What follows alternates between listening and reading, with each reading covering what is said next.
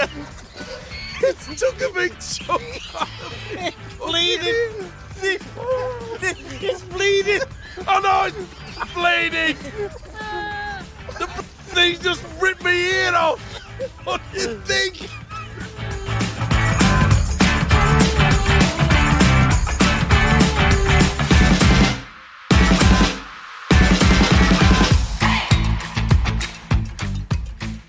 Hello again, everyone, and welcome to Eddie and Stevo, the podcast, supported by and now sponsored by Betfred.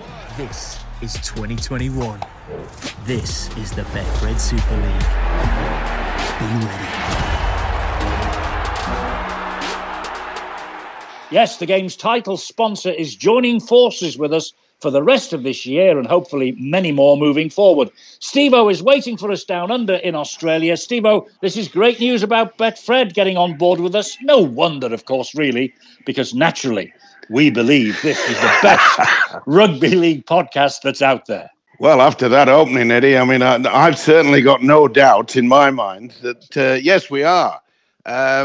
Is there another podcast of rugby league out there somewhere? Well, there's nothing that reaches the heights of this, but there are hundreds of them. But God love them, Betfred. They've decided to come on board with them. Listen, before we go any further, you're not sounding too clever this week.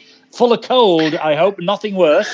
Well, having secured a sponsorship, Eddie, could you go to a chemist? And I've got bronchitis, and I'm hoping that I can get through this podcast. So if I sound a little bit ropey, that is the reason why. I get it every single year. I was born asthmatic, but you people out there don't want to worry about my complaints because we have lots and lots to talk about. Oh, okay then. Well, on with the chat. And Controversy Corner first up, because I know that you love a little bit of that. It's been announced in the past week that Hull Kingston Rovers, Bradford and Castleford, they have lost the right to run a top-level academy setup. Leigh and Salford also missed out. But they will all be allowed, apparently, to run development academies, to run in conjunction with further education institutions and play in college competitions. Now, on the face of it, this sounds like a bit of a kick in the teeth for junior player development, doesn't it? It sure does. Madness is what I call it. And it all comes back to that awful word, money. Because those people who have not been given a license won't get any money whatsoever. So here is a committee that's saying, you can start your own and play in the college system, but you ain't going to get any dough. How stupid is that? You talk about developing. You're talking about what are they doing for the school kids? What are they doing at the junior level? What are they doing for all those clubs who are finding it over the last 18 months? They're trying to get money to keep alive. And here we are talking about you can't have a license, but you can, etc. and so forth.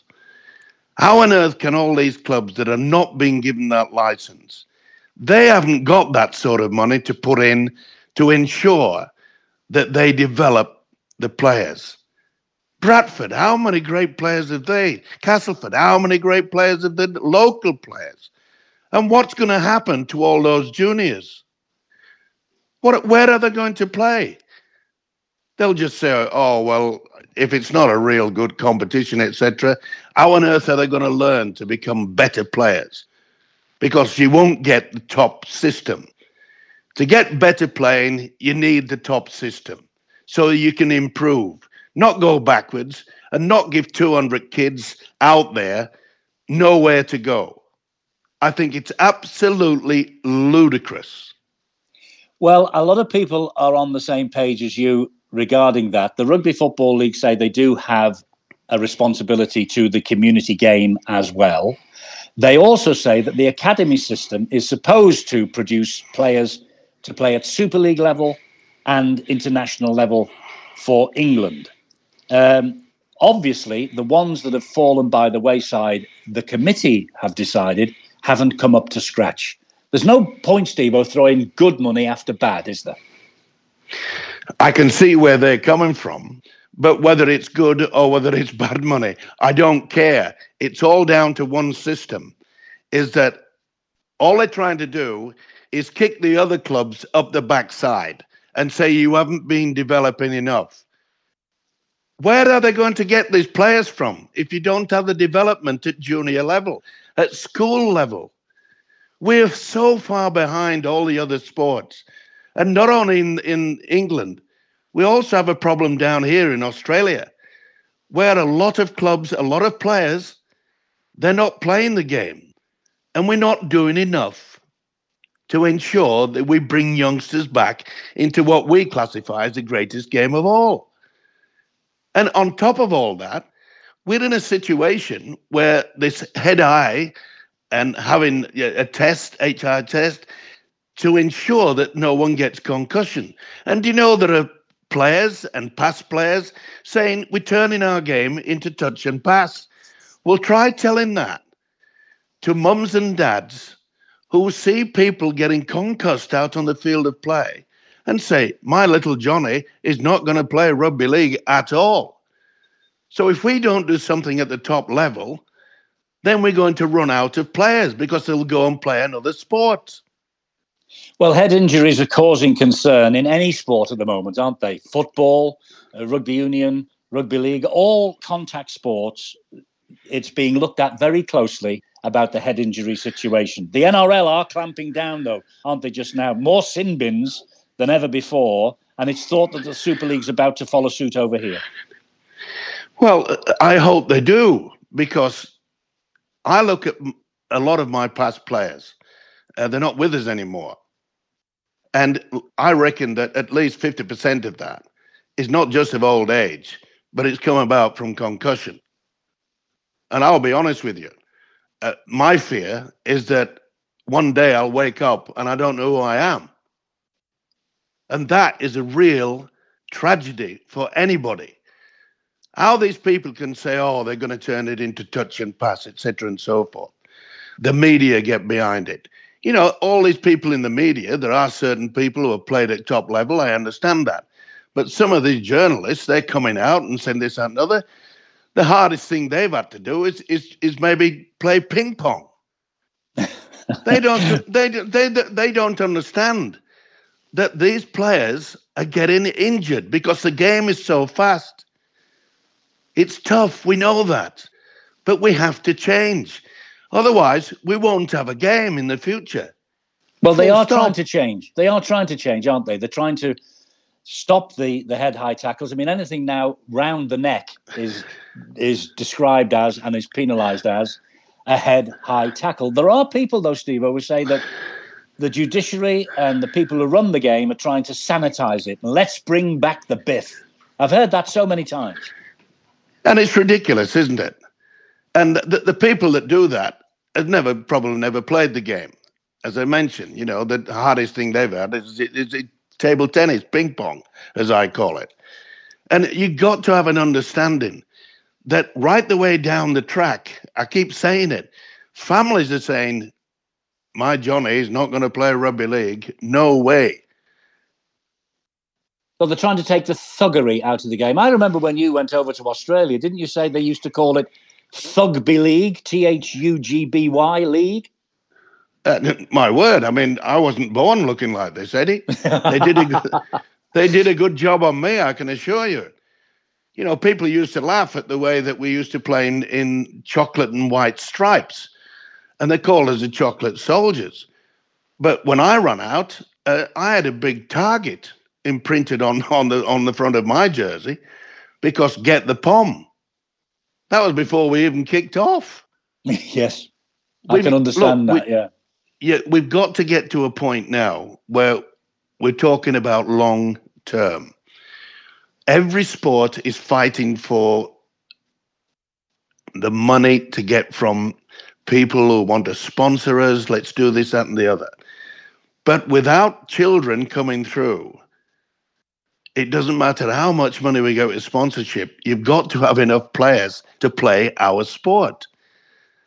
And there's nothing worse than a mother saying to her husband, I know you played it, but my son's not going to play. It's too dangerous. And Vlandy is the boss here in Australia.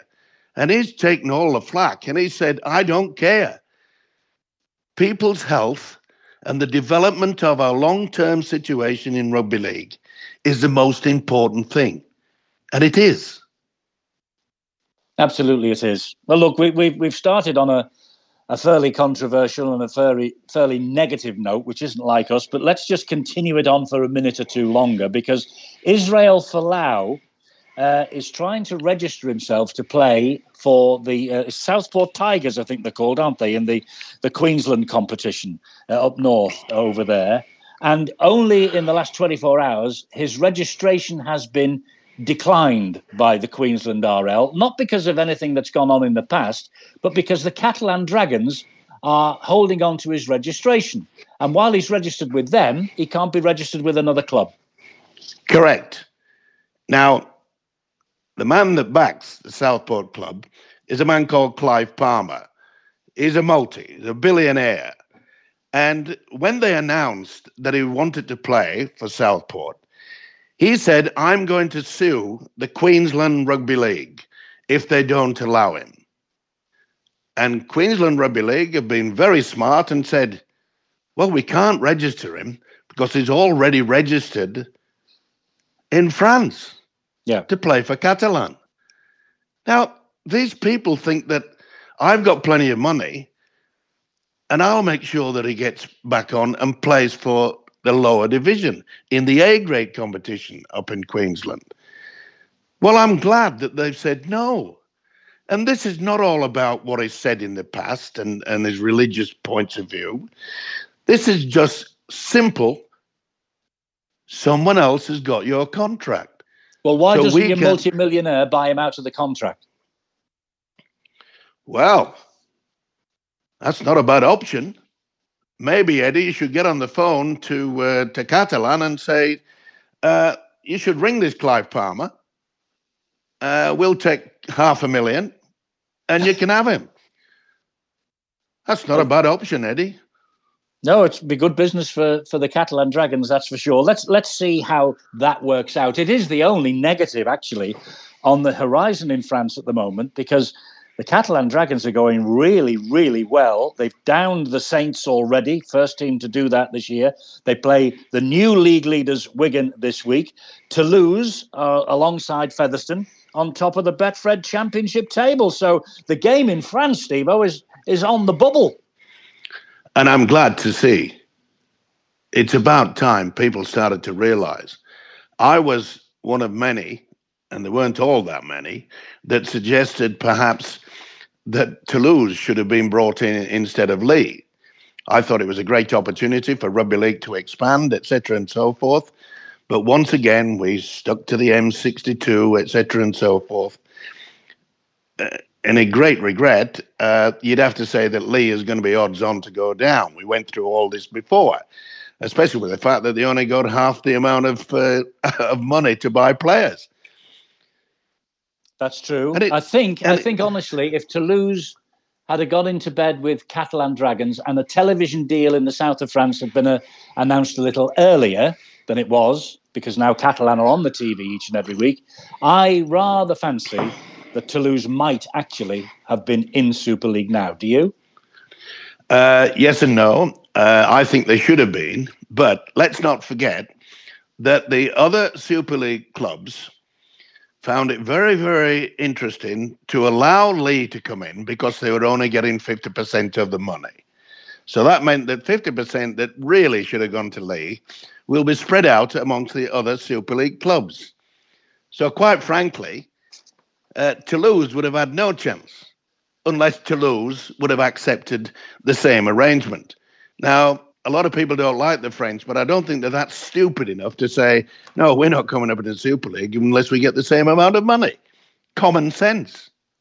Well, Lee bit the bullet, and Derek Beaumont, their owner, he said he was happy to come into Super League with or without the full amount of money. Now, you mentioned Lee being odds on, and you've gone on about that all the way through these podcasts, and we can understand why, because the bottom of the table, nil point, as they say in the Eurovision Song Contest. But there is a rumour knocking around, and I think it's been started by our old mate Brian Carney, that for a short-term deal, Lee might just be interested in the services of one George Williams till the end of this season, if he is actually being allowed to come back from Canberra, and apparently it seems that he is. So what about Williams for Lee, Stevo?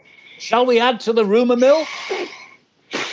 No, my eyebrows have just gone way over the top of my wonderful bald head. Is on 400,000 Australian dollars a season at Canberra. Why would he want to come back and play with the club that's at the bottom of the table? And would Lee have enough money to pay him? No.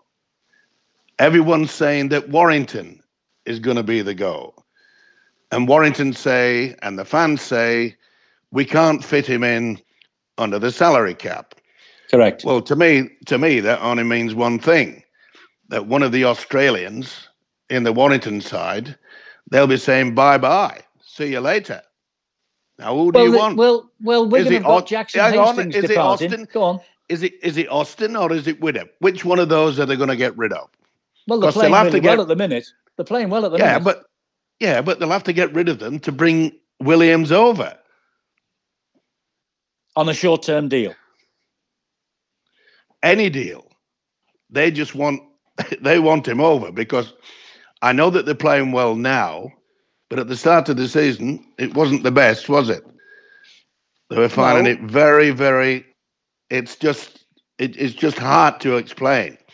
Now, we've known for weeks, George Williams wants to go back to England. He wants a release. Look, Canberra boss Don Ferner knows what it is. They've obviously sat down with the coach and people that count and said, okay, we'll release him. Now, I don't know what the contract states, but releasing him, maybe they only have to pay him 200 grand instead of 400 grand, which is reputedly his contract for this year. Well, if he gets £200,000, Stevo, or $200,000 and whatever it equates to over here, there's the money for a club like Lee to move in and say, well, we'll give you X, but you're getting Y, so there's nothing really to worry about. You know, we'll look after you till the end of this season and then see where it goes. And Wigan will be in pole position, by the way, won't they? Yeah, Wigan will be in pole position. Well, they have to be, because they only have to put 50% on their salary cap, whereas all the other clubs have to offload 100%. So Wigan have to be favourites. But the mail is that Warrington are so keen. And over there, all the journalists are saying one of the Aussies has to go from Warrington. Now, there's also, it's coming through, I'm just getting some news now, that when Williams departs, he will free up 250,000. And then the following year will free up 750,000. So that means that Canberra will be able to splash out on another great player. To the tune of $1 million. Wow. Okay. Yep. All right. Well, well, look, I mean, it's all well and good for George to say he wants to come back. Can he get back? I know that Australia is on the green list as far as we are concerned. We can come down there for a holiday if we wish. Can George get out of Australia at the minute? Well, according to the Australian government, no. There is only certain people which will be allowed to leave this country. They've closed everything down.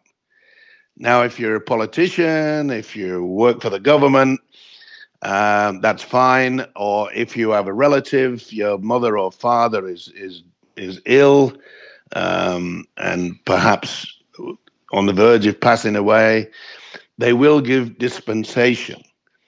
But it's not all that easy to leave this country. Right. So what we've been talking about for the last 5 minutes might all be cannon fodder. There might be nothing even to discuss. He might not be able to get out at all. Anyway, we'll see.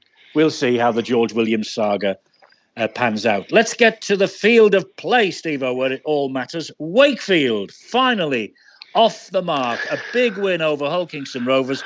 following on from a heartbreaking Golden Point loss to Leeds the previous week. A lot of people saying Chris Chester had, and I hate this phrase, lost the dressing room. His players are pulling up trees for him. Yeah, there again, the media, they'll always find one player that's quite happy to drop them in it. And it's usually a player that has not been selected because of his poor form. It's what we call rugby league life, Eddie, is that a coach can never become friends with team players. You can have them as associates, you can invite them round to your house, etc. and so forth. But I can assure you, once you start dropping certain players, they're not going to like it. They're not going to go to your place, shake your hand and say, yeah, you've got it right. I haven't been playing all that well. Not many players can do that. And it's a difficult job as a coach. Very, very difficult indeed. But I don't think he's lost the trust of his players. Do you, Chris Chester? No. The majority, as I say, look, you and I have been in the media for, well over 50 years now. And we're in a situation... Steady. Yeah, I'm not as old as you. Steady. Well, when you think about it, look, these days, it's all about getting the story. It doesn't matter whether you tell a few porky pies or whatever to get that story.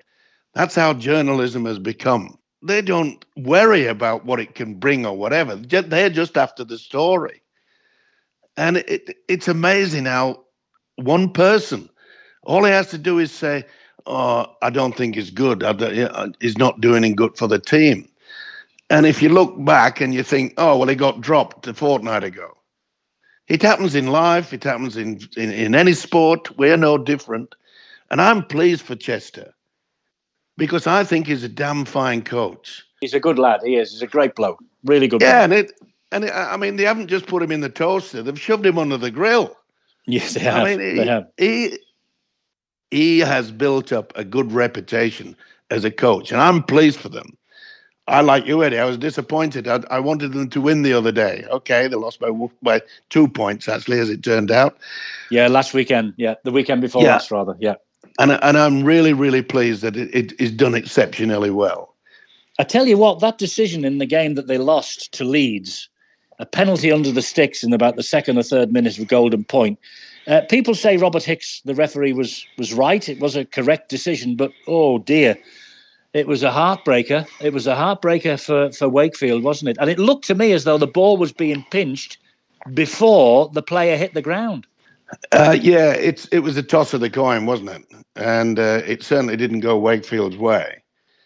It's one way. Let's hope, and I do hope with referees. As you well know, Eddie, over the years, I've never got on with referees.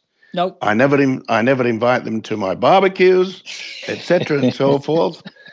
And I always hope that it all squares up when it comes to the end of the season. I'd hate a grand final to be decided on a decision like that, wouldn't you? I mean, a decision that has to be made, fair enough. But you know what I mean? Well, we saw one, didn't we? Was it a knock-on? Michael Withers.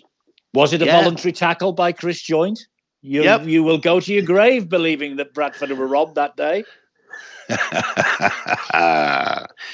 Now, I don't want to give the impression that I had a few thousand on that, because as you well know, now then I'm just looking around me. Oh, I can see my wallet, so everything's fine. Everything's sweet. Everything's sweet. I thought I'd lost my wallet there, Eddie, for a while. Would you now change your bet because you've said St Helens to win by a country mile in the Betfred Super League this year? Wigan now, the only club with a 100% record. They are top of the table. I think you're misquoting me there, Eddie. I've never said that they would win by a country mile. You did. I said that they would win. Simple as that, you said. Simple as that. Yeah. Easy. Simple as that, you said. Well, what? It's simple as that, country mile? Well, it's the way I interpret your words. I know what you're thinking. Well, you should be upset what I'm thinking now, I'll tell you. Listen, Wigan maintained their 100% record courtesy of Jackson Hastings' drop goal. against Salford. Poor old Salford, they gave up a spirited display against Wigan, and they trailed, did Wigan, for all but the last 3 minutes after the Hastings drop goal. But the teams at the bottom are getting better. They're getting closer. Yeah, they are. And I think that you've got to look at the fact that, 2 new coaches, and it takes a while to spell out who's perhaps not good enough. I have to not pick him this week, etc. and so forth. It happens in life. It happens in rugby league. Trying to get the right system going, both in defence and attack, is not easy. When you go to, you got a new coach, you got some new players. Sometimes it takes a while. But good on Wigan. They can come back. It's like the old St. Helens days. Never ever write them off. They always seem to come back, and that's a sign of a great team, isn't it? It is indeed. And we mentioned Jackson Hastings. He's coming back to Australia at the end of the year. There is a vacancy at Wigan, and that, I think, points to me that George Williams, like Bateman, will be back in the cherry and white next year. Do you? Well, it's an advantage for Wigan, as we said earlier, is the fact that they only have to put 50% of his fee to make sure that they are under the cap. So to double that, maybe it would have just thrown him out. But I spoke to a lot of people and they say, gee, Warrington must have a lot of money. And a lot of people are always saying that, how on earth do they go under the cap? Oh, listen, I don't want to go there. I don't want to start any more controversy. We've had enough on the programme this week. Let us end on a sad note, Stevo, if we may. Bobby Fulton. Sad news to hear of Bobby's death this week. He's a legend, a former Aussie captain, coach, Manly great. Warrington born, though, but one of rugby league's greatest ever players, an immortal. We lost him to cancer at the weekend. How sad. It's sad indeed. He was an outstanding player and a great coach as well. There's not many coaches running around that has the record that he has. I can remember way back in 1969, not many people realised that Manly had signed him from Wollongong, and they thought it'd be a good idea to give him experience to go back to Warrington and actually play for the Warrington side. And I can remember playing against him, and before the game, the coach, I think it was Les Pearce, the coach, he said, look, they've got this young Australian, just get into him, bash him up, and we'll never see anything of him. Anyway, we came in at half time, and this young kid called Bobby Fulton had scored 2 tries, created another one himself. And I've been looking at the records, and we lost 20 points to 7 that day, and he was the man of the match by a country mile. Now, that was the 4th game on the trot for Warrington that it scored 2 tries during the game. And at one point, he scored a hat-trick against Swinton. Now, he scored 16 tries in only 15 games, Eddie. That's how good this young kid was. And that's how good everyone that was there that particular day or that particular season realized that this guy was going to be a great. And he went on to do exactly that. And to put it in some sort of context, Paddy Gordon was the leading try scorer for Warrington that season, the full season, where they used to play around 36 to 40 games a season. He scored 18 tries. Fulton scored 16 in only 15 games. An amazing player. One of the best. They wanted a New South Wales state funeral. At first, the New South Wales government said, no, we're not going to allow that. Well, there was an uproar. And now Bobby Fulton will be given a state funeral.